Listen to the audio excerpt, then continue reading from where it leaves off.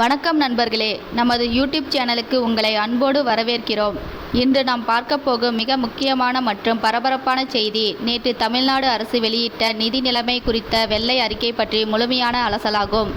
சமீபத்தில் தமிழ்நாட்டின் புதிய அமைச்சராக திரு சி. ஜோசப் விஜய் அவர்கள் பதவியேற்ற பிறகு மாநிலத்தின் உண்மையான நிதி நிலைமையை மக்கள் தெரிந்து கொள்ள வேண்டும் என்பதற்காக ஒரு வெள்ளை அறிக்கை வெளியிடப்படும் என வாக்குறுதி அளித்திருந்தார். அதன்படி நேற்று ஜூன் 16, 2026 அன்று தமிழ்நாட்டின் நிதி அமைச்சர் என். மேரி வில்சன் அவர்கள் தலைமைச் செயலகத்தில் இந்த அதிர்ச்சி ஊட்டும் வெள்ளை அறிக்கையை வெளியிட்டார். இந்த காணொளியில் அந்த வெள்ளை அறிக்கையில் உள்ள புள்ளி விவரங்கள், தமிழ்நாட்டின் தற்போதைய கடன் எவ்வளவு, இது சாதாரண மக்களை எப்படி பாதிக்கும், முந்தைய ஆட்சியின் மீது வைக்கப்பட்டுள்ள குற்றச்சாட்டுகள் மற்றும் இந்த மாபெரும் நிதி சிக்கலில் இருந்து தமிழ்நாடு எப்படி மீண்டு வரப்போகிறது என அனைத்தையும் மிக விரிவாகவும் ஆழமாகவும் பார்க்க போகிறோம். முதலாவதாக, இந்த வெள்ளை அறிக்கையில் கூறப்பட்டுள்ள மிக முக்கியமான மற்றும் அதிர்ச்சியூட்டும் தகவல் என்னவென்றால், தமிழ்நாட்டின் தற்போதைய ஒட்டுமொத்த கடன் சுமை 13.18 லட்சம் கோடியாக உயர்ந்துள்ளது என்பதுதான். ஆம் நண்பர்களே, நீங்கள் கேட்பது முற்றிலும் உண்மை. 13,18,000 கோடி ரூபாய். இதில் மாநில அரசின் நேரடி கடன் மட்டும் 10 லட்சம் கோடி ரூபாய் உள்ளது. மீதமுள்ள தொகையானது அரசு சார்ந்த பொதுப்பணி நிறுவனங்கள் மற்றும் வாரியங்கள் வாங்கிய கடன்களாகும். இதை இன்னும் எளிமையாக சொல்ல வேண்டும் என்றால், தமிழ்நாட்டில் உள்ள ஒவ்வொரு குடிமகன் தலையிலும், அதாவது பிறக்கும் ஒவ்வொரு குழந்தையின் தலையிலும் 1,28,934 ரூபாய் கடன் சுமை உள்ளது. 2020 இருந்து 21ஆம் ஆண்டில் 67,087 ரூபாயாக இருந்த தனிநபர் கடன் சுமை கடந்த 5 ஆண்டுகளில் சுமார் 92% அதிகரித்து தற்போது இந்த அளவுக்கு விஸ்வரூபம் எடுத்துள்ளது. முந்தைய அரசு கடந்த 5 ஆண்டுகளில் மட்டும் 4.87 லட்சம் கோடி ரூபாய் கடன் வாங்கி உள்ளது. இது தமிழ்நாடு உருவானதில் இருந்து முதல் 6 சகாப்தங்களில் வாங்கப்பட்ட மொத்த கடனை விட அதிகம் என்பதால் பெருத்த கவலை அளிக்கிறது. அடுத்ததாக, பொதுத்துறை நிறுவனங்களின் கடன் சுமை சற்று விரிவாக பார்ப்போம். தமிழ்நாட்டின் மின் உற்பத்தி மற்றும் பகிர்மான கழகமான டான்ஜெட்கோ தற்போது தமிழ்நாடு மின் பகிர்மான கழகம் என அழைக்கப்படுகிறது.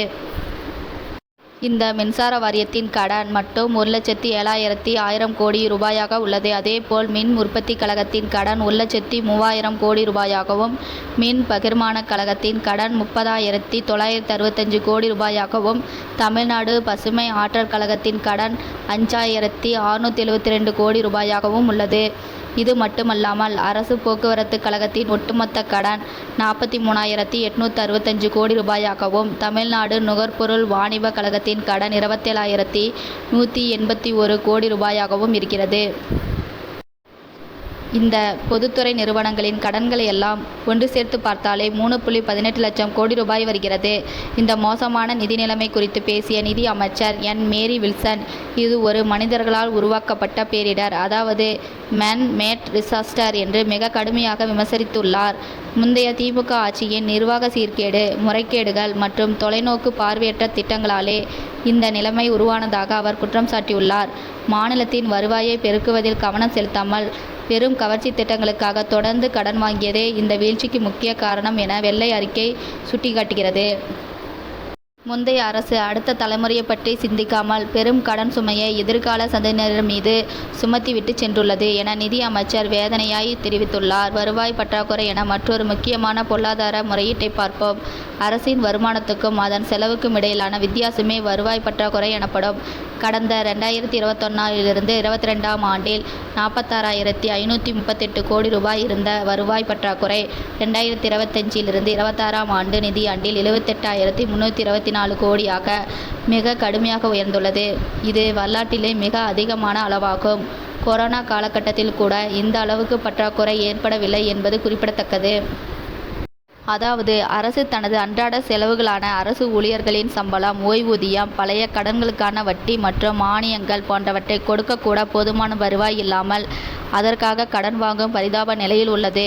இது ஒரு புறம் இருக்க, தமிழ்நாடு தற்போது எதிர்கொள்ளும் மிகப்பெரிய சமூக மாற்றம் பொருளாதார சவால் மக்கள் தொகை மாற்றம் ஆகும். தமிழ்நாட்டின் முதியவர்களின் எண்ணிக்கை வேகமாக அதிகரித்து வருகிறது. 2011ஆம் ஆண்டில் 10.6% இருந்த முதியோர் எண்ணிக்கை 2031 ஆண்டிற்குள் 18.2% உயரும் என எதிர்பார்க்கப்படுகிறது.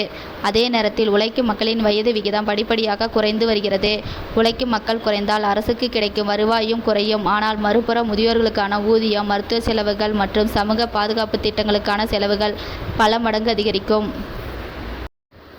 ஒரு பக்கம் வருவாய் குறைய மறுபக்கம் செலவுகள் அதிகரிக்கும் இந்த அபாயகரமான நிலைமையை நிதி அமைச்சர் கத்தரிக்கோல் விளைவு என்று குறிப்பிட்டுள்ளார். இந்த சவாலை சமாளிக்க தேவையான பொருளாதார சீர்திருத்தங்களை உடனடியாக மேற்கொள்ளாவிட்டால் தமிழ்நாடு மீள முடியாத கடன் வலையில் சிக்குவது உறுதி. முந்தைய ஆட்சியாளர்கள் வருவாயை அதிகரிக்கும் வழிமுறைகளை செய்யாமல் மகளிருக்கான இலவச பேருந்து பயணம், பயிர்க்கடன் தள்ளுபடி, கல்வி உதவித்தொகை போன்ற பல புதிய திட்டங்களை அறிவித்து செயல்படுத்தியதால் அதற்கான வாராந்திர செலவு சுமார் 25,000 கோடி ரூபாயாக அதிகரித்துள்ளது. மேலும் பத்திரப்பதிவு துறையில் உள்ள குறைபாடுகள், கனிம வளத்துறையில் ஏற்படும் வருவாய் இழப்புகள், வணிக வரித்துறையில் உள்ள கசிவுகள் போன்றவற்றால் அரசுக்கு பெரிய அளவில் வருவாய் இழப்பு ஏற்பட்டுள்ளது. சரி, நிலைமை இவ்வளவு மோசமாக இருக்கிறதே, தற்போதைய முதலமைச்சர் ஜோசப் விஜய் தலைமையிலான அரசு இதையெல்லாம் எப்படி சரி செய்யப் போகிறது என்ற கேள்வி உங்கள் மனதில் எழும். அதற்கு நிதி அமைச்சர் தெளிவான விளக்கங்களை அளித்துள்ளார். தமிழ்நாட்டின் நிதி நிலைமையை சீரமைக்க அரசு தீவிரமான கட்டமைப்பு சீர்திருத்தங்களை முன்னெடுக்கப் போவதாக அறிவித்துள்ளது. வரி வசூல் உள்ள குறைபாடுகளை களைவதன் மூலமும், கனிம வளங்கள் மற்றும் பத்திரப்பதிவு துறைகளில் நடக்கும் முறைகேடுகளை தடுப்பதன் மூலமும் இந்த நிதியாண்டில் சுமார் 20,000 கோடி ரூபாய் கூடுதல் வருவாய் திரட்ட அரசு திட்டமிட்டுள்ளது. மேலும் பொதுத்துறை நிறுவனங்களில் உள்ள நிர்வாக குறைபாடுகளை சரி செய்து அவற்றின் செயல்திறனை அதிகரிக்கும் நடவடிக்கைகளும் தொடங்கப்பட உள்ளன.